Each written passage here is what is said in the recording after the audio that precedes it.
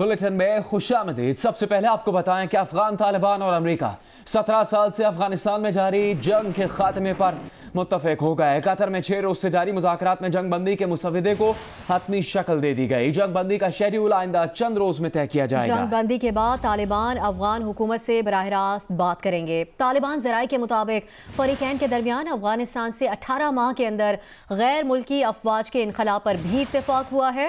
मुज़ाकरात में कैदियों के तबादले और रिहाई पर भी इत्तेफाक हुआ है। अमरीका तालिबान रहनुमाओं पर सफरी पाबंदियां हटाने पर भी तैयार हो गया। तालिबान ने अमरीका को यकीन दहानी करवाई है कि अफगान सरजमीन अलकायदा और दाइश को इस्तेमाल नहीं करने दी जाएगी। मुज़ाकरात में जंग बंदी के बाद अबूरी अफगान हुकूमत के इम्कानात पर भी बातचीत की गई है।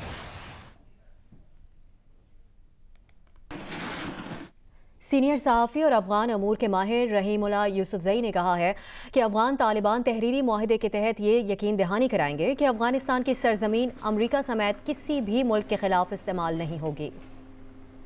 यही खबरें आ रही हैं दोहा कतर से, और अभी ज़ल्मे खलीलजाद जो हैं वो कतर से अफगानिस्तान गए हैं ताकि वहाँ पे अफगान हुकूमत को एतमाद मिले। तालिबान अपने लिए इसको एक बड़ी कामयाबी समझेंगे क्योंकि उनका यही मकसद था कि गैर मुल्की फ़ौज अफगानिस्तान से निकल जाए। लेकिन जाहिर है तालिबान को भी कुछ दो की बुनियाद के ऊपर ये मुआहदा करना था, तो अभी उनसे कहा गया है कि वो जंगबंदी का ऐलान करें। तो बाज़ाब्ता तौर पर मुआहदे के जरिए वो यकीन दहानी कराएंगे। इसका मतलब ये है कि वो पाबंद होंगे कि अफगानिस्तान की सरजमीन न तो अमेरिका के खिलाफ न किसी और मुल्क के खिलाफ इस्तेमाल हो।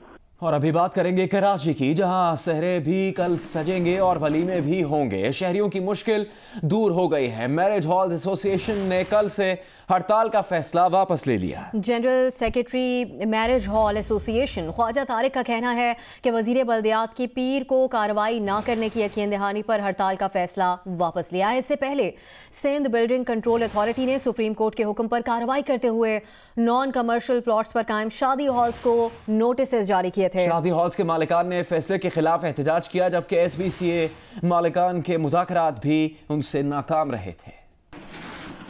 सुप्रीम कोर्ट ने कराची को 40 साल पहले की पोजीशन पर बहाल करने का हुक्म देते हुए करार दिया कि इस दौरान बनने वाली तमाम गैर कानूनी इमारतें गिरा दी जाएं। अदालत ने हुक्म दिया कि शहर को असल मास्टर प्लान के मुताबिक बहाल किया जाए।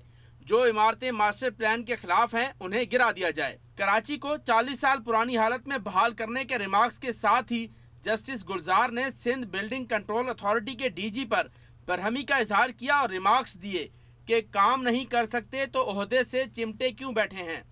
आपके 84 अरबपति हो गए, आप भी चंद दिन बाद कनाडा चले जाएंगे। इन रिमार्क्स के तनाजुर में शहर में फैली गैर कानूनी कमर्शियल इमारतों पर बहुत से सवालात खड़े हुए हैं। जब ये इमारतें बन रही थीं तो इन्हें मंजूर करने वाले और NOC देने वालों की निशानदही क्यों न की गई? गैर कानूनी मंजूरी और NOC देने वालों के खिलाफ क्या कार्रवाई की गई? अगरचे अब ऐसी मंजूरी देने वाले ओहदों पर नहीं, तब भी उनकी निशानदही, फर्द जुर्म का लगाया जाना और उन्हें इंसाफ के कटहरे में लाया जाना क्या जरूरी नहीं?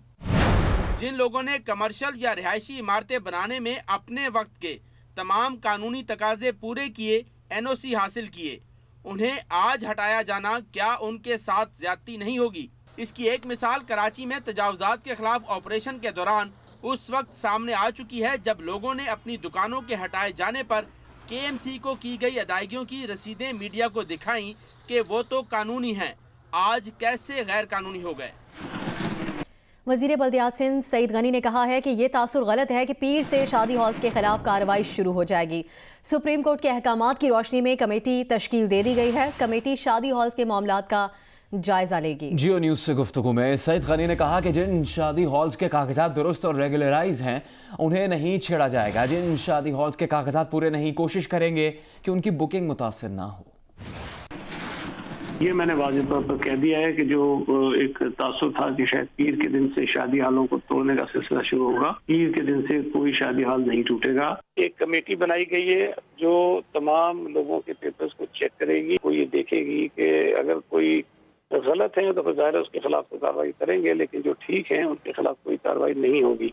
मेयर कराची वसीम अख्तर ने सिंध हुकूमत को कार्रवाई मौखर करने और सुप्रीम कोर्ट में नजरसानी अपील दायर करने का मशवरा दे दिया है। कहा कि शादी हॉल तजावुजात नहीं, सिर्फ जमीन के गलत इस्तेमाल का मामला। उन्होंने कहा कि तीसरे फरीक का मफाद शामिल होने की वजह से ये बड़ा मसला बन गया है, इंसानी बुनियादों पर इसे देखा जाए।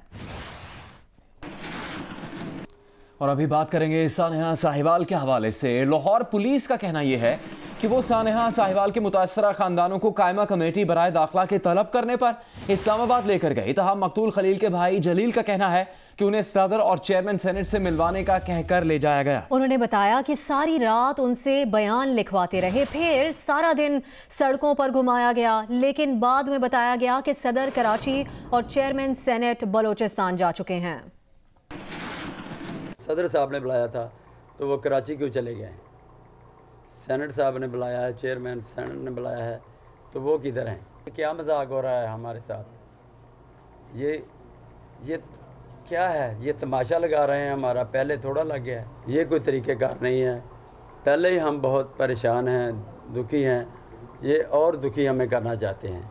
ऐवानी सदर और चेयरमैन सेनेट की जानिब से मुलाकात के लिए बुलाने की तरदीद के बाद सेनेट की कायमा कमेटी बराए दाखिला के रहमान मलिक का बयान भी सामने आ गया है। सेनेटर रहमान मलिक का कहना है कि सानिया साहिवाल के मुतासरीन को बुलाने के लिए उन्होंने कोई नोटिस जारी नहीं किया। पहले प्रेसिडेंट का नाम आया, फिर चेयरमैन सेनेट का आया, उसके बाद हमारा आया, तो मेरा ये फ़र्ज़ बनता था मैं कौम को बताऊं कि हमने उनको कोई नोटिस इशू नहीं किया। अगर पुलिस ने एक्सेस किया, उनको ले आए तो उन्होंने ज्यादती की है। उन्होंने कहा जी हमें तो कमेटी ने नहीं बुलाया, हमें DSP लेके आया। तो अब DSP इसको क्यों लेके आया वो भी हम उनसे पूछ लेंगे। IGC हमने तो नहीं कहा था कि उनको लेके आए।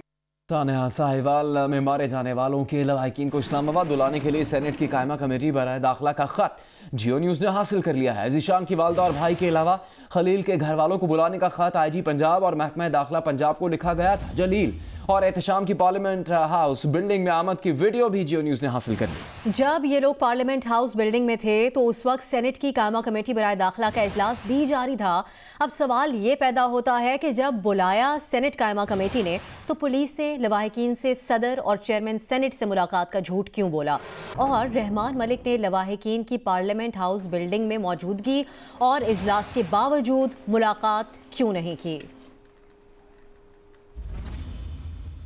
पंजाब फूड अथॉरिटी की डेयरी सेफ्टी टीमों ने सूबे भर में नाकाबंदी करके 4,915 लीटर मिलावट शुदा दूध तल्फ कर दिया। दूध में मिकदार और गाढ़ापन बढ़ाने वाले पाउडर, यूरिया और फॉर्मेलिन की मिलावट पाई गई। DG पंजाब फूड अथॉरिटी के मुताबिक शहरों के दाखिली और खारजी रास्तों पर 2013 गाड़ियों में 2,85,000 लीटर दूध के टेस्ट किए गए। इस दौरान 5,000 लीटर मिलावट शुदा दूध तल्फ कर दिया गया। पाकिस्तान के लिए बड़ा एजाज, नामवर बरतानवी यूनिवर्सिटी कैम्ब्रिज ने कराची के स्कूल टीचर अहमद साया का नाम 2019 के बेहतरीन उस्ताद के फाइनलिस्ट की फहरिस्त में शामिल कर दिया है। इस फहरिस्त में अहमद साया के अलावा भारत, श्रीलंका, ऑस्ट्रेलिया, फिलीपींस और मलेशिया से 5 और भी असातिज़ा के नाम शामिल हैं। बेहतरीन टीचर के अवार्ड का ऐलान कल ऑनलाइन वोटिंग के बाद किया जाएगा।